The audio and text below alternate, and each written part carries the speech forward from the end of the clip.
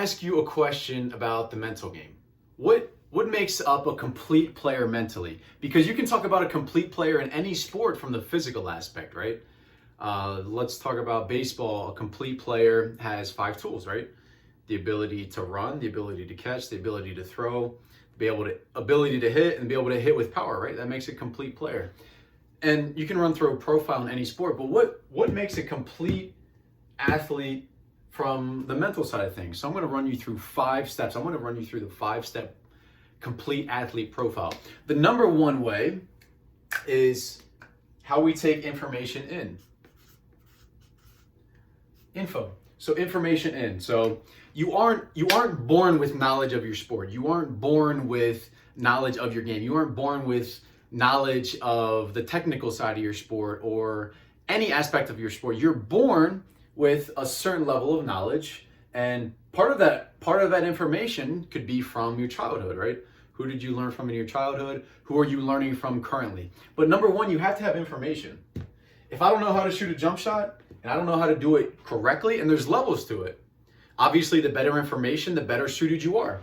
But number one, you have to have information. You have information in. And quite honestly, there's a lot of misinformation that actually takes away from your performance. So you can have good information in, you can have bad information in, but you need to have some level of information for this complete profile of an athlete, right? The second one is organize. So not organization in a sense of organizing your room or anything like that. Organization in a sense of how do you process this information? Because we take in a lot of information. We take in thousands and thousands and thousands. They say we decide about 35,000 times throughout every single day. A lot of those decisions are made unconsciously, but we have to have the ability to organize the information that we take in. So I can have information about the best jump shot in the world or the best way to swing a bat in the entire world.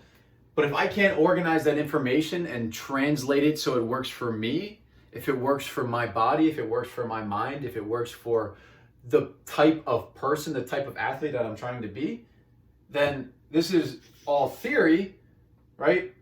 But if I can't organize it in the way it works for me, I'm not talking about organizing it in a folder or a binder or anything like that. I'm talking about organizing it for me. Because you and I could both read the same exact book and have a different perspective on it.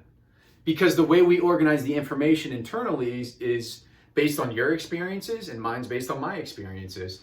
But the way I organize it for myself becomes critically important, because if I can't organize it in a way that I can actually use it, in a way that it can actually be applied, then theory does no good. Theory is just theory. It's just, okay, I have the information, great. But how do I organize it for me? Organize it for me specifically, the way I interpret the information. So that's the first 2 pieces of it. The third part is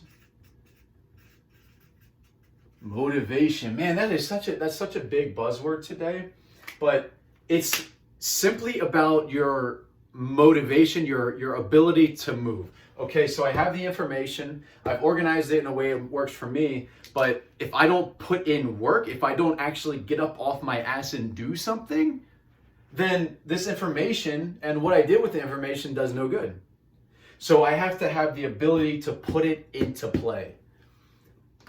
The fourth part of it is the decision making. Now this is critically important in all sports, all athletics, right? I can have the best information in the world. I can organize the information in a perfect way for me. I could get up off my ass and I could go do something, but I could get stuck at this decision-making process, right? So I have the best information, I'm hype, I can go get it, I can go do it. And then when it comes to game time, my ability all of a sudden decreases. Because, we have these things called emotions that get in the way of our decision-making process. So maybe I get a little stressed, maybe I get a little worried, maybe I get a little self-conscious, maybe something's going on. That's going to affect my decision-making process. Do you make the best decisions under stress? Do you make the best decisions when you're upset or frustrated? It's the ability to make decisions that's relevant to your sport. And you can make good decisions, you can make bad decisions, you can make so-so decisions, but this is a part, if you can't decide, to do something as an athlete, or you decide too late. How many times in sports is the ability to decide in a split second the determining factor of success or failure? If I can't make that decision clearly, then I'm not going to be this complete player.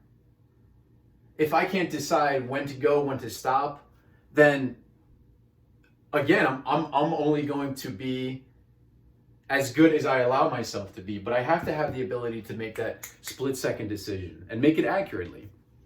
And then the fourth piece, or the fifth piece of it, is evaluation.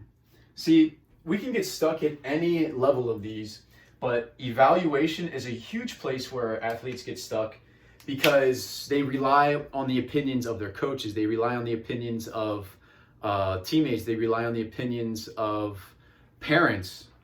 And they search for external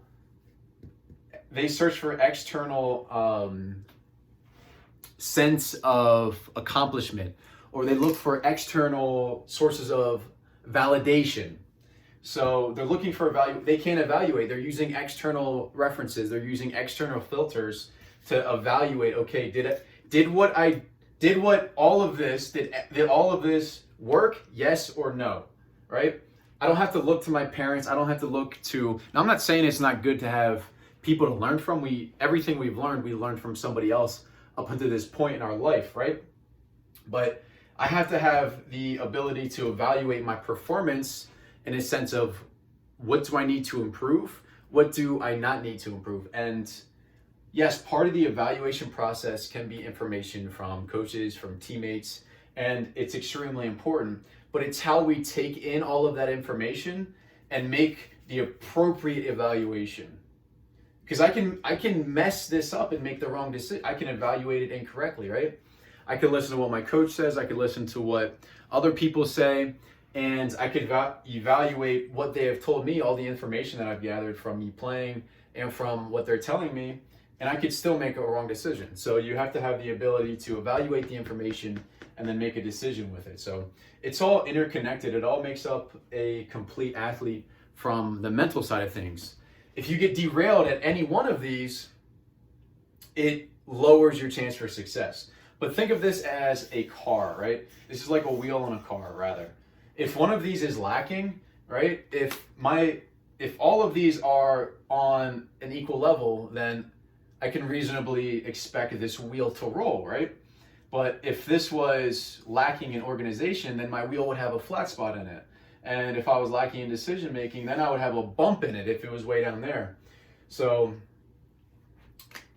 it's the ability to combine all five of these to make up this complete athlete profile. Hey, I hope you enjoyed that episode. If you did, please smash that subscribe button down below and leave your questions in the comment section, because that's the inspiration behind these videos to help serve you guys specifically with what you're struggling with.